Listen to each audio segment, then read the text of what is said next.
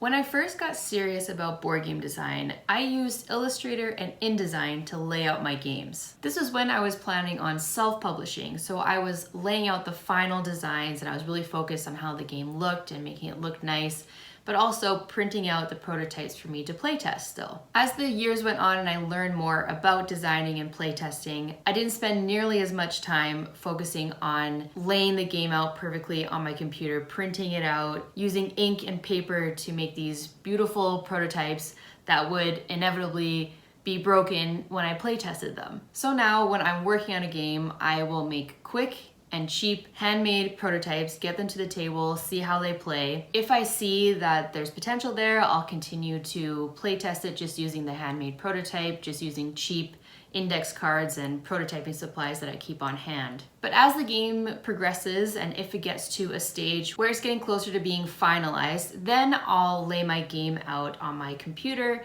and then print out prototypes to continue playtesting. Now I have no ambitions of self-publishing, so these are still prototypes that I would then be pitching to publishers. So they don't need to be perfect. I'm just trying to get a prototype that is clear and communicates the game well, but looks a bit nicer than a handmade or a hand-drawn prototype, which I do at the start of the playtesting process. So this is all to say that back in the day when I was laying my games out on my computer, I was using Illustrator and InDesign because those are programs that I wanted to learn anyway. I was thinking about becoming a graphic designer and I wanted to learn those skills anyway. And like I said, I was planning on self-publishing. So I thought I would need to know those skills to lay out my games to get them manufactured and published myself. But then Adobe, they changed their pricing model and now instead of a one-time payment, now it's a monthly subscription and it's per program.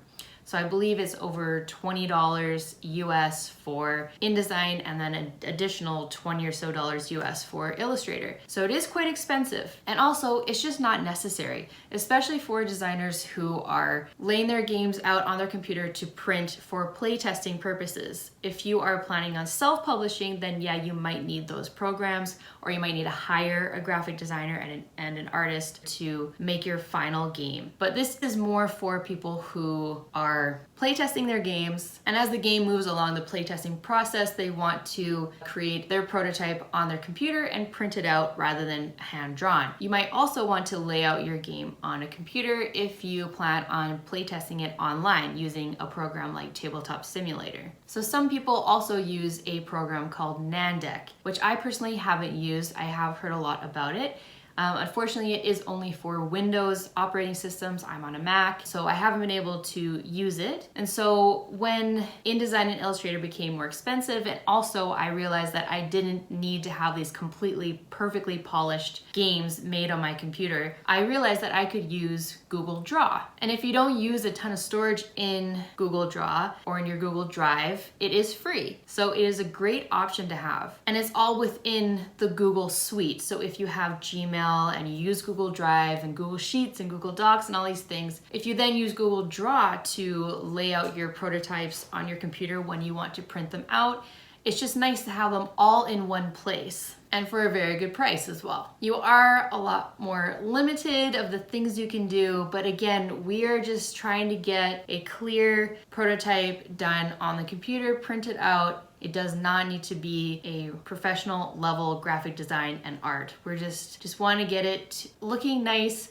for when we want to pitch it to publishers or when it's further along the playtesting process and we want to continue to playtest it but have a bit more of a higher quality prototype at that point. But I thought I would share with you how I use Google Draw to lay out my prototypes when they're at a stage where I want to print them out. I will just say that laying them out to upload to Tabletop Simulator is an entirely different video. They have templates. You need to lay them out in a very specific way to upload correctly onto the platform. So I won't be talking about that. I'm talking about sending these files to print. So with that said, let's get started. So to get to Google Draw, you will need to have a Google account. I access it through my Gmail.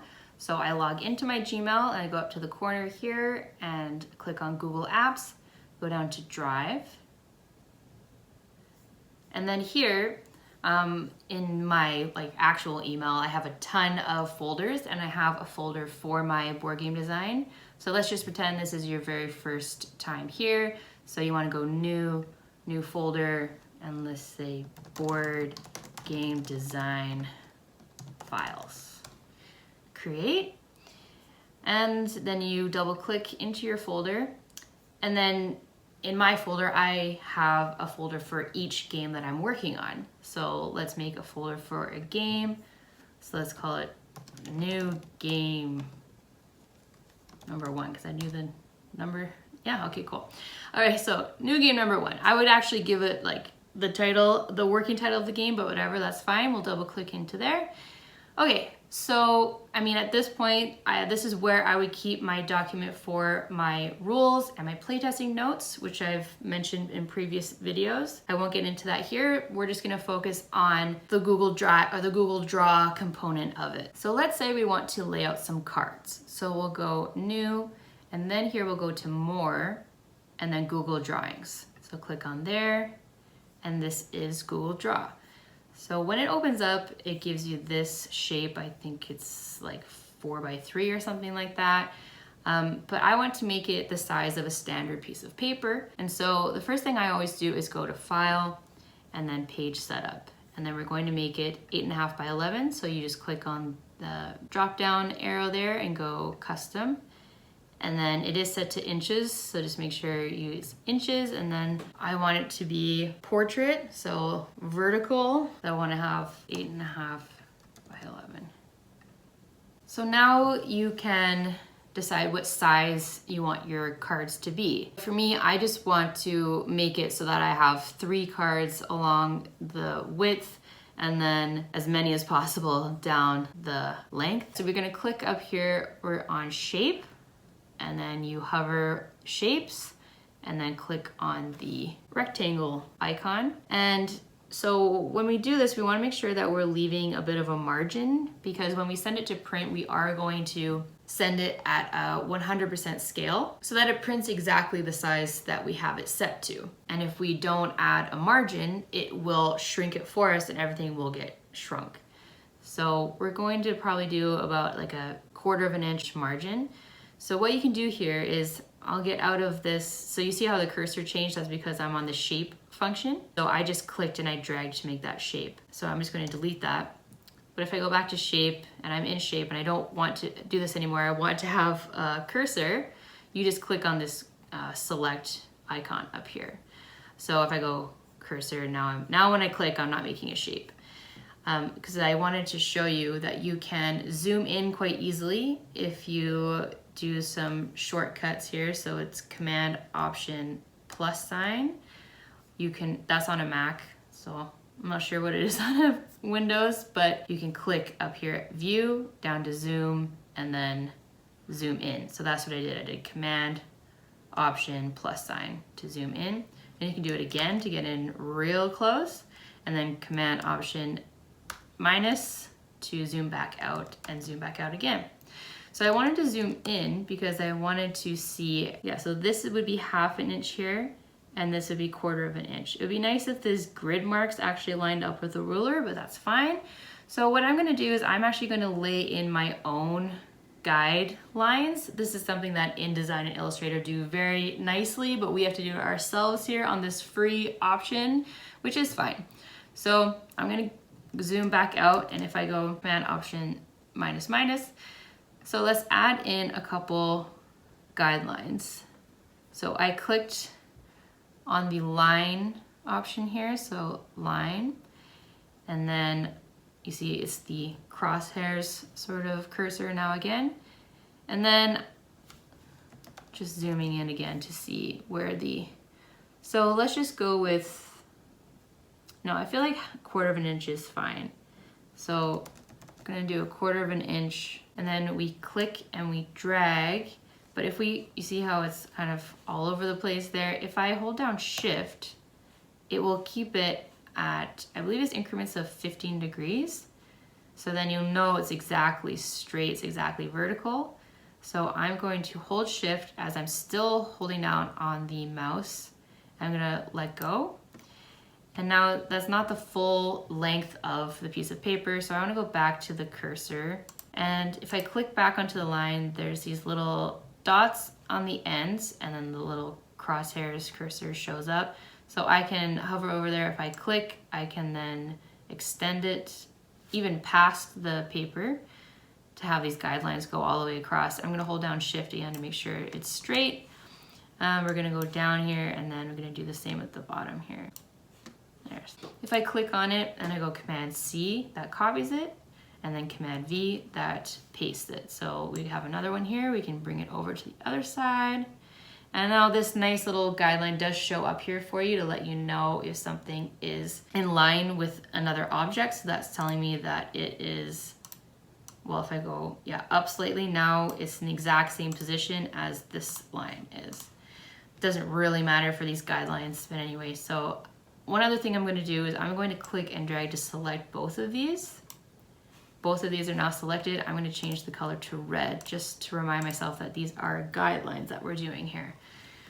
I'm going to click, I'm going to Command C, Command V again, and then I'm going to click on the end here, and I'm going to rotate it, and I'm clicking Shift all the way down. Whoops, let's bring it up a little bit so we can see it. Bring it all the way down, so now it's completely perfectly horizontal. And we'll bring it up to approximately where the checker box starts. We will copy and paste, and then put a line down at the bottom. So these aren't exact. If this bothers you, if you want it to be exactly 1/4 of an inch away margin, you can zoom right in, and you can do the line function again, and you can make a line holding down Shift to, you can see at the top there are the rulers. It's showing exactly where it is. So there, I think that was maybe 1/4 of an inch, I can't remember. But anyway, if we let go and then we go to Format Options, then you click on Size and Rotation. I'm not quite sure why it's grayed out, but you can see it is 0.25 inches, 1/4 of an inch, so that's good. So then you could then click this and drag it so that it is exactly 1/4 of an inch margin. You can see that, yes, that does line up with that ruler there at the top, so we can use that as a reference. So let's get rid of that. And let's go up here and let's click on this, and then we'll make sure it's in line with the ruler on the side. And you can see here that this is also a 1/4 of an inch margin. If we make a line here, and then we go Format Options, it is still as grayed out, but it does say 1/4 of an inch there, so that's fine. So get rid of that, and we'll scoot over to here, and we'll just line this up with the ruler as well, and down here. Okay, so let's zoom back out. Okay, so now we're going to lay out our cards inside here. And so we're gonna go to Shapes. We're going to select the rectangle shape. And then I'm just gonna make an approximation here. I'm just gonna go around there. And now we're going to open the Format Options again. We're gonna see what size that is. And it's 2.51 inches wide by 3.54 inches high. So this is an 8.5 by 11 piece of paper. And so I'm going to make it, yes, exactly 2.5 inches wide so that I can have 3 across. And then for how tall it should be, I don't really want to do math. So an easy way to get around doing math is you just go copy and paste, and then you line another one up below it. And you notice again, the guideline shows up to show it's exactly centered with the one above it. And then we'll paste another one. So we have 3 there. You can see that that is a bit too, it's past our margins. So I'm going to select all 3, and I'm going to hover over this middle square here at the very bottom. I'm going to click and lift up. So you see when that line appears there showing it's in line with our margin line there, I'm gonna let go. And it just shrunk all 3 of them at the same time. So now if I click away and I click into one of them, it is now 2.5 by 3.5, and that seems good. I don't want this blue background though, so I will select all 3 again, and then I'm gonna go up to the fill color here. And if I click on that, you bring up a bunch of different options, but I just want it to be transparent. So I'm just gonna click transparent there. There we go. And if you wanted to, I mean, I don't usually change this because this line width is fine to me, but if you do want to change the border width, you can select them and then hover over border weight. You can click that and you can make it thicker by selecting one of these. So if I go there, quite a bit thicker. If you want to make it easier to cut, you can do that, but one is fine for me, so I'm just going to leave that as is. I'm going to select all three again. I'm going to copy and paste, and then clicking and dragging, and that line is telling me that they're centered, so I'm going to let go. And you can see that they're not exactly lined up. I mean, again, we don't need perfection here. We're just trying to get our game laid out in a way that is clear and it looks nice, conveys the game, but it does not need to be perfect. We're not sending this to a factory to print, right? So it does not need to be perfect. But if this bothers you, then you can just zoom in a bit to see them, select all three, maybe zoom in again, and then you can just click and drag. So now they're exactly overlapped. Get out of there and you can see, oh, perfect. Let's select all three again and let's copy and let's paste and line it up. That might be perfect. Great. So what I would do here is I would actually center all 9 of these cards just so that we give ourselves a little bit of breathing room with the margin on this side. So I'm going to select, well, first of all, I'm going to group these guidelines just so they can be easily moved. So I'm going to select one by just clicking on it, holding shift, selecting another one, selecting the third one, selecting the fourth one, and I'm going to group these together. So if I hover over any of them and I right click, it'll bring up a bunch of options. I'm going to click group. There is also the shortcut of Command Option, or I think it's to group, it's just Command Option G, and then to ungroup is Command Option Shift G. But now if I select one of them, it selects all of them. And so I'm just gonna leave that. I'm going to select all 9 of these cards and I will group, oh, it also selected the guidelines. So I'm going to hold down Shift and click the guidelines so it unselects those. And now I wanna group these cards together. So I'm going to go, I think it's Command Option G. Yeah, that looks like it did it. You can tell if you click away. Now if you click into one of them, it selects all of them. And I'm just gonna shimmy it on over a little bit. I will go down because it looks like it was kind of off the top margin lines. And you know, that's fine. If you wanna have a bit more space here, you can of course shrink them down a little bit too, but it's fine. Okay, so now you have your cards laid out. And so you will notice that in Google Draw, you can't create multiple pages. You're going to be doing one page at a time. So I would save this as, you know, card deck 1 or something like that, or maybe 1 so it shows up at the top of the list, 1 card deck. And then you would just go File, make a copy for your next page, and then you would have your next page of cards on another document. So you can't have, like, you know, in InDesign, you could have multiple pages in one document. You can work on the whole thing in one document. Here, it's all in its own document, which is not great, but that's what we're working with. So now you have your cards set up so you can do whatever you want. Let's say that you want to have victory points up in the top left here. So let's put in a circle. So we will find the circle shape. We're gonna zoom in. And we're going to click, hold shift to keep the circle shape. If I let go of shift, now it can be, you know, stretched. If I hold shift, it stays a circle. I'll let go. Let's make a nice yellow kind of gold colored background for victory points. I don't want to have this border around it, so I'm going to get rid of that by clicking over the border color and going transparent. That gets rid of that. Now, if I double click into the circle, I can add a number. Let's say that this card is 10 points. So I just double clicked inside the shape and I typed. Now that text is within the shape and it will move with the shape. Go Command Z to go back. If I want to make this slightly smaller, I just click and drag and hold Shift to make it slightly smaller. Now you see that the text moved down to another line because it's too big for the shape. You just double click in there and then you just reduce the size. Then the size of the text, now it fits. You could also, if you click on these three dots, that will bring up the format options.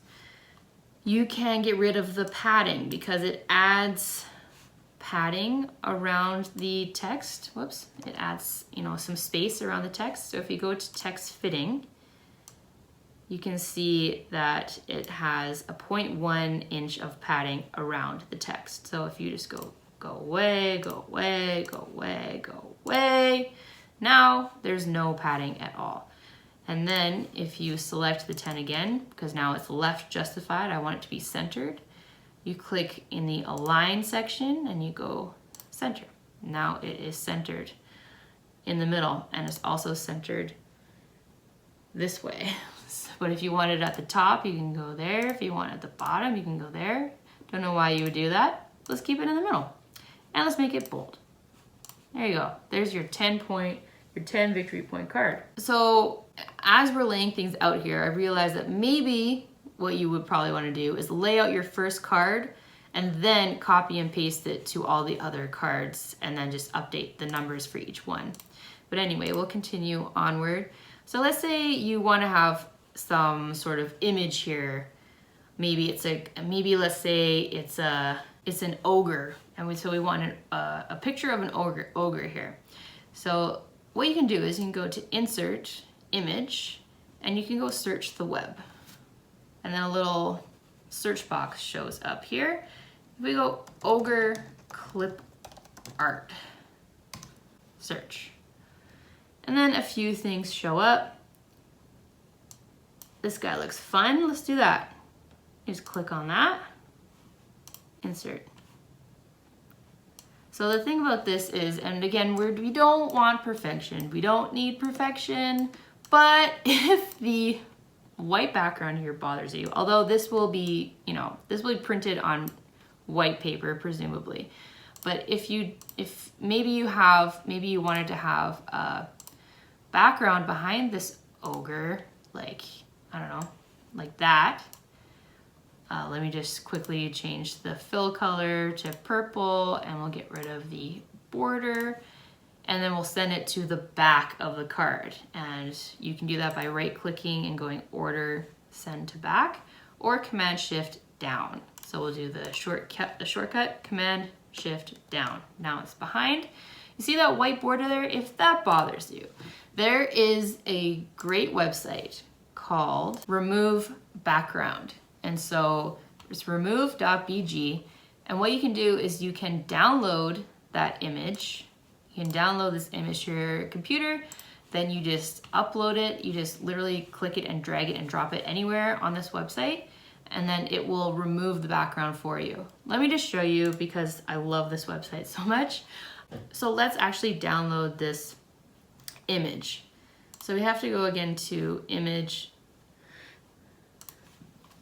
Yeah, and then I'm going to right click on this image. I'll go save image as, and then it doesn't matter. I'll just leave it as whatever name it had there. Save. We go to remove background, click and drag, and it will take the background out. Download, back to our document, and then we'll pop it in there. Beautiful.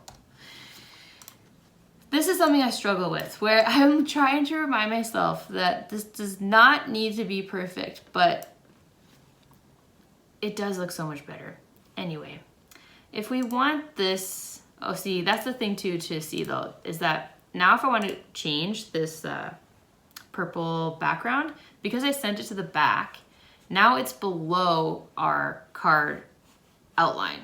And unfortunately in Google Draw, you can't lock certain things. Like I would like to just lock this down and just use it as a template, but unfortunately it is still live. You can still move it, you can still affect it. So just be careful of that. And so we're just gonna send the card outlines back to the back again so that the purple, I can click on it. So I've selected all the card outlines. I'm going Command Option down. Now it's at the bottom. Now if I click the, oh no, it's not. Oh, is it Command Shift down. Sometimes it's Command Shift, sometimes it's Command Option. There we go. So whatever, we'll just leave this. It's fine. Although I wouldn't recommend this because we are printing on our home computer. We don't want to waste a ton of ink here. So we're getting rid of that. So we have our ogre here, 10 victory points. What else might we want on this? We'll want to have like what this card does, right? So let's insert a text box. So we have our text box here and we'll just click and drag and, you know, give this guy a very original name. We just type it in and then I went Command A. So I clicked in on the text, Command A, that selects all the text there. And I want to center it. So I go Align Center and let's bold it. And that's fine. If you want it to be exact, you just have the text box span the whole width of the card. Now it's exactly centered. Let's move it up a little bit. So I just clicked on the text box and I used the up down arrow. So that's good. Now we'll add another text box below it to show what this card does. And I'm just gonna put in random stuff. Let's say that, you know, this is the power it has. If I go Command A to select all of it, I'm again going to center it and I'm going to make it smaller. 10's probably fine. Gonna make it the width of the card. And I will actually bring this in a little bit because I don't want the text so close to the edges. One cool thing I'll show you too is that if you click on this circle here and say you want this color to actually be the same color as this little guy here, if you click on that circle and then you click on the fill color, you see this little eyedropper kind of icon here, pick a custom color. Then if I hover over this green, you know, it could be this red, it could be whatever, but say I want it to be this green, then I click, now it turns that green. That's kind of cool. But I want to show you, I want to insert some other icons here, like maybe you want one-time use or discard after use or something like that. If I go Insert, Image, Search the Web, and just a note here about these images I'm using, because this is just for our personal use, we're just using this to make prototypes, to play test with people in person. We're not planning on putting this on Kickstarter. This is not going to go online anywhere. This is just to play test with people in person for our own personal use. It's fine if you use clip art. And I believe actually the search engine here within Google, I think it does automatically filter for personal use only, or the copyright lets you use it for whatever you want. If I were to search for ogre clip art just on the general Google search engine, I believe it will show literally everything, and some people might not want you to even use it in your own prototypes. But I'm not 100% sure about that. I just noticed that the results here are always quite a bit different from if you just go to the Google search engine. So if this is the search from just regular Google, ogre clip art, you can see is quite a bit different results from what we had in here. And if you are concerned about this, you know, if you plan on maybe sharing your prototype pictures on your Twitter or something like that, you can click on the images section of Google and then usage rights and then Creative Commons licenses. So this means that you can use these pictures no problem. Obviously, they're not as good as what we were looking at before. So I'm not too stressed about this, to be honest. We're just using it for our own personal use, so it's fine. Anyway, so if we want to now add, you know, maybe an arrow symbol kind of going back on itself to show that this card can be used multiple times. Maybe there's an arrow we can use already. I think there might be. So if I actually go to Insert Shape, And then I go down to arrow. Yeah, these aren't great for what, like you can maybe do that one, but I want to go arrow, circle, clip art. Yeah, something like that. So let's do this one. So whoops, we're gonna select it. We're gonna go insert. And I like it, but I don't like this blue color. I'm clicking the corner, I'm holding down shift, and I'm resizing it so it's way smaller than what it is. And so I want to change this to black. So the way you can do that is if you go back to format options and you go recolor, and then you click on that down menu. Oh, they don't give you many options. But you know what? I just only wanted it black anyway, so that's fine. So, or I guess they're slightly different colors. It's very hard to tell, but they always have at the very bottom black, so we'll just click that. So now instead of purple, it's black. Pam here. I wanted to show you a better example of how to change the color of an image. So I'm gonna go insert and I'll go image, search the web, and I'm gonna search for trash can just to show a card that you discard after use. So that could be an icon you could use for that. So we'll go trash can clip art. And we'll find a good one that can be recolored nicely, possibly. So like that one might not be great. So let's do this one, and we will insert it. So now we have this trash can, but we don't want it to be this sort of pink color. So you can go format options, recolor, and now you can see the options you have here. It's a lot better than the example with the arrow. So maybe, I don't know, maybe you want it to be that color. Click on that, and now it's recolored. So it's a pretty cool function. So yeah, so if you have different icons, you want to add them at the bottom there. So there's an example of a very simple card that you could make. And again, we don't want this too close to the edge because we will be cutting these and we don't want to get it too close to the edge. So I might shift everything up a little bit. So I'm going to click and drag, select all that. It does select my guidelines and my template. I'm going to hold shift, click on the guidelines, click on the template. Now it just has those things. I'm going to click up on the arrow. Just once is fine. Now everything is pretty well within the like inside area of the card. So let's say this is the template for the cards and I want them all to look like this, but I will change out the image and change out the text and things. But this is the layout I want to have for all my cards. I will select, and you notice I'm clicking outside of the template, holding down and selecting, because if I were to click in here, you see it's selecting the guidelines, it's moving them around. Command Z to get out of there. Even though they are in the bottom of the order, they're still editable, they're still clickable if you click within the square that we made here. So I always click outside, I click and I drag, I select everything. Yes, it will select other things, but you just shift, click, click. And now I want to Control C, Control V, and actually I want to group this as well. So Command Option G.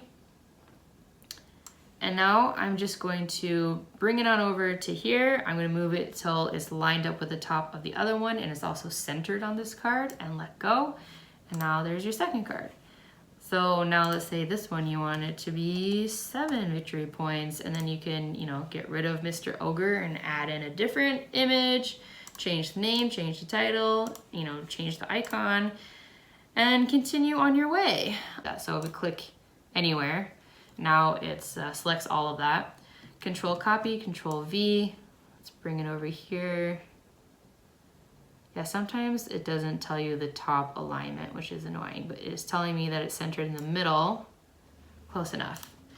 Let's zoom out and let's move down.